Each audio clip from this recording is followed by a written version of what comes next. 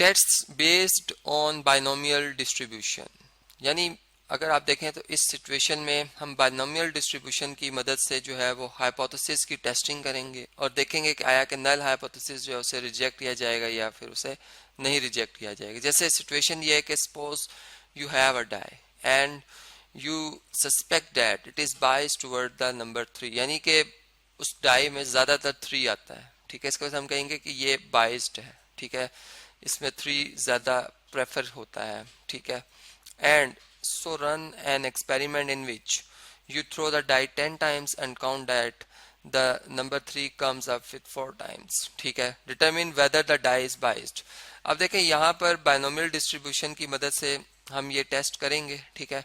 तो सबसे पहले तो हम नल हाइपोथेसिस बनाते हैं कि जो हमारा मतलब डाई के वाले से प्रोबेबिलिटी की सेंस में मैं बात करूंगा कि जो p है वो लेस देन और इक्वल टू 1/6 है, ठीक है।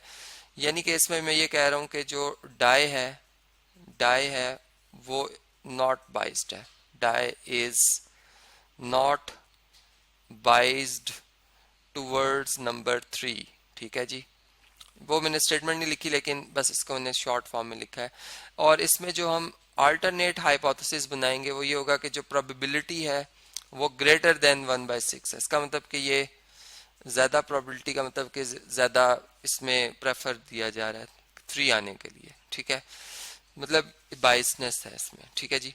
नाउ अब इसमें जो हम अल्फा रखेंगे यानी जो हमारे पास प्रोबेबिलिटी है कि जो हमारा नल हाइपोथेसिस है रिजेक्ट हो वो हम रख रहे हैं 5%, ठीक है, जिसे हम सिग्निफिकेंस लेवल भी कह सकते हैं, ठीक है। देखें अब हमारे पास जो बाइनोमियल डिस्ट्रीब्यूशन के हिसाब से जो प्रोबेबिलिटी हम चेक करें, चूंकि x इक्वल टू हमने 4 टाइम्स इसमें ऑब्जर्व किया कि 10 दफा जब डाई को थ्रो किया गया उसमें 4 टाइम्स जो है वो 3 आया है, ठीक है। तो x लेस देन और इक्वल टू 4 की जो प्रोबेबिलिटी है वो हम कैलकुलेट करें, जो किसा कैलकुलेट होगी कि हम x इक्वल टू 0 की प्रोबेबिलिटी लेंगे प्लस इसमें x इक्वल टू 1 की प्रोबेबिलिटी रखेंगे, ठीक है, प्लस x इक्वल टू 2 की, x इक्वल टू 3 की और x इक्वल टू 4 की जो ये प्रोबेबिलिटीज आएंगी इनका सम कर देंगे। अब x इक्वल टू फर्ज करें अगर आप x की बात करते हैं स्मॉल x कोई या a की बात करते हैं कि ये कैसे कैलकुलेट होगी, तो इसके लिए तरीका ये होता है कि कॉम्बिनेशन का जो हमारे पास रूल है हम 10c जो a है वो लिखेंगे नंबर, ठीक है। प्रोबेबिलिटी जो हमें गिवन है 1/6 है, ठीक है, इसकी पावर लेंगे हम a, ठीक है, और जो इसके फेलियर की प्रोबेबिलिटी है कि 1 माइनस 1/6 जो कि 5/6 आंसर आएगा, ठीक है, वो हम लिखेंगे यहाँ पे और इसकी पावर ले लेंगे 10 माइनस a, यानी इस बात को मैं अब यूं एक्सप्लेन कर देता हूं कि अगर फर्ज करें आप p जो है प्रोबेबिलिटी ले रहे हैं x इक्वल टू 0 की, तो आप लिखेंगे 10c 0, ठीक है, 1/6 की पावर 0 और 5/6 की पावर 10 माइनस 0 यानी 10, ठीक है। इसी तरह अगर आप x जो है इक्वल टू 1 की प्रोबेबिलिटी देखना चाह रहे हैं तो वो आप कैसे लिखेंगे, आप लिखेंगे 10c1, ठीक है, 1/6 की पावर 1 और 5/6 की पावर 9, ठीक है। तो सो ऑन, इसे आप तमाम वैल्यूज जब कैलकुलेट करेंगे इनका सम करेंगे तो हमें जो प्रोबेबिलिटी मिलेगी x लेस देन और इक्वल टू 4 पे वो बन जाती है जी 0.9845, 38 भी आगे, या इसको मैं कह सकता हूं कि 98.45%, ठीक है जी। अब देखें हमारे पास जो कॉन्फिडेंस हमारा लेवल है, लेवल ऑफ कॉन्फिडेंस, वो कैसे निकलता है कि हम 1 माइनस अल्फा जो लिख लेते हैं, तो ये कॉन्फिडेंस इंटरवल होता है, ठीक है। मतलब कि ये वो इंटरवल है जिसके अंदर अगर हमारे जो स्टैटिस्टिक की वैल्यू है वो आ जाए अगर, तो हम कहते हैं कि हम नल को जो है वो रिजेक्ट नहीं करेंगे, ठीक है। अब हमारा जो ये इंटरवल बन रहा है 1 माइनस अल्फा वो कितना बनेगा, अल्फा हमने कहा था 5%, तो 1 माइनस 5% 95% है, ठीक है, कॉन्फिडेंस इंटरवल हमारा, और ये वैल्यू उससे ग्रेटर है 1 माइनस अल्फा से क्या है जी, या 95% से क्या है ग्रेटर। इसका मतलब कि जो रिजेक्शन रीजन है उसमें ये वैल्यू आ रही है। इसका मतलब कि हम जो रिजेक्ट करेंगे हमारा मतलब डिसीजन क्या होगा कि हम रिजेक्ट करेंगे नल हाइपोथेसिस को, ठीक है।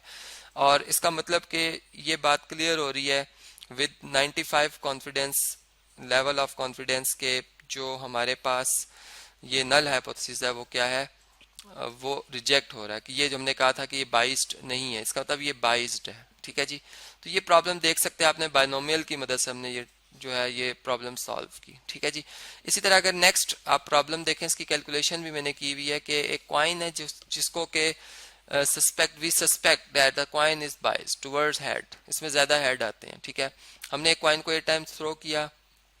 अब हमें ये देखना है कि कितनी दफा हेड आए 8 दफा टॉस करने में, कि हम ये बात मान लें कि ये वाकई कॉइन जो है ये हेड्स की तरफ बाइज्ड है, मतलब कि किसी खराबी की वजह से, ज्यादा वजन होने की वजह से जब भी इसको थ्रो किया जाता है हेड ही आता है। अब इस चीज को देखने की मैंने ये तमाम जो प्रोबेबिलिटीज हैं ये मैंने कैलकुलेट की हुई, यानी प्रोबेबिलिटीज के लिए जो हमारा फार्मूला होगा x इक्वल टू, मैं चले फॉर एग्जांपल स्मॉल x कहता हूँ, तो इसको मैं लिखूंगा चूंकि 8 दफा मैं थ्रो कर रहा हूँ और हर दफा मतलब चूंकि मैं डिफरेंट पॉसिबिलिटीज की बात करूंगा 0 1 2 3 4 x की डिफरेंट वैल्यूज तक अप टू 8 तक।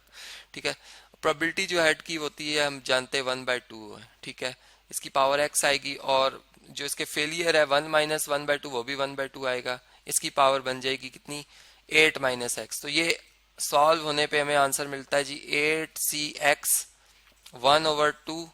अब देखें ये बेसिस सेम पावर ऐड हो तो x और माइनस एक्स कैंसिल, इसकी पावर 8 आ जाएगी। ठीक है, तो इसमें जो हमारा नल हाइपोथेसिस बनेगा अगर मैं उसको लिख दूं सबसे पहले तो वो कुछ इस तरह से होगा जी। आप देख सकते हैं कि इसमें प्रोबेबिलिटी जो लेंगे हेड की हम वो लेस देन इक्वल टू 5 या 50%, और जो इसका अल्टरनेट होगा उसमें ग्रेटर देन 50% हम रख रहे हैं। ठीक है, अब नल के रिजेक्ट होने की जो प्रोबेबिलिटी वो 5%, यानी हम जो इसमें सिग्निफिकेंस लेवल रख रहे हैं, तो इसका मतलब जो कॉन्फिडेंस लेवल है हमारा 1 माइनस अल्फा वो कितना होगा जी, वो हो जाएगा 95%। अब देखिए जब हमने प्रोबेबिलिटीज को कैलकुलेट किया x इक्वल टू 0 पे 1 पे 2 पे, ये इनके आंसर आए, इनका टोटल 1 ही बनता है।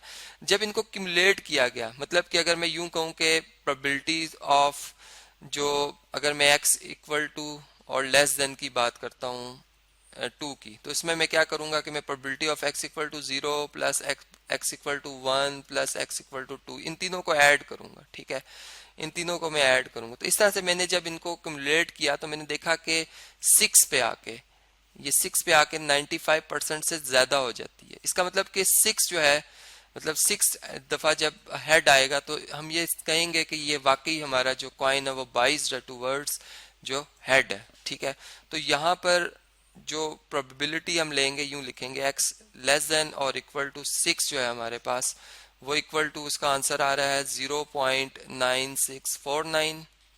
ठीक है, जो कि ग्रेटर देन सिग्निफिकेंस लेवल है, सॉरी लेवल ऑफ कॉन्फिडेंस है, sorry level of confidence 1 minus alpha से ग्रेटर है। ठीक है, जो कि 95% है। इसका मतलब कि हम नल हाइपोथेसिस को यहाँ पे क्या कर देंगे, रिजेक्ट कर लेंगे, और फिर ये बात जो है वो 95% जो कॉन्फिडेंस है हमारा लेवल कॉन्फिडेंस से ये मतलब रिजेक्ट हो रही है कि ये जो नल हाइपोथेसिस है वो क्या है जी, वो रिजेक्ट हो रहा है। ठीक है जी, तो इस तरीके से ये प्रॉब्लम भी हमने सॉल्व किया। इससे नेक्स्ट जो है यहाँ पे बल्कि मैं लिख भी देता हूँ कि हमने रिजेक्ट किया है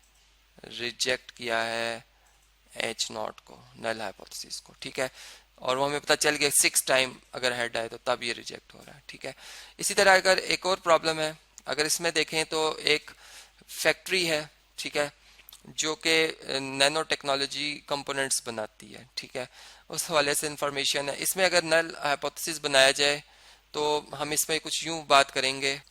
अब इसमें भी उन्होंने देखा है कि रिलायबिलिटी के लिहाज से कि 35% के कंपोनेंट्स जो है वो क्वालिटी को श्योर कर रहे थे। फिर उन्होंने चेंजेस लाए मैन्युफैक्चरिंग में और फिर इसमें इंप्रूवमेंट लाए हैं। अब वो टेस्ट करना चाह रहे हैं इस चीज़ को कितनी इंप्रूवमेंट आई। उन्होंने सैंपल लिया 24 कंपोनेंट्स का और न्यू प्रोसेस के जरिए जो बने, और उसमें से 13 जो कंपोनेंट्स हैं वो पास कर रहे हैं क्वालिटी एश्योरेंस को। ठीक है, अब हमने देखना ये कि does this show a significant improvement over the old process. ठीक है, तो इसमें भी आप इसी तरह से प्रोबेबिलिटी कैलकुलेट करेंगे x less than equal to 13 की। ठीक है, जो कि हमारे पास जो आंसर आता है वो 0.9835 आता है। ठीक है, इसमें भी मैंने जो लेवल ऑफ सिग्निफिकेंस है वो 5% ही रखा, तो इसका कॉन्फिडेंस इंटरवल जो आया वो 95% आया। ये वैल्यू उससे ग्रेटर आ गई है। ठीक है, उससे ग्रेटर आ गई। इसका मतलब कि हम जो ये कह सकते हैं कि हम रिजेक्ट करेंगे जो हमारा नल हाइपोथेसिस है, ठीक है, विद जो कॉन्फिडेंस है, हमारा लेवल ऑफ कॉन्फिडेंस वो क्या होगा,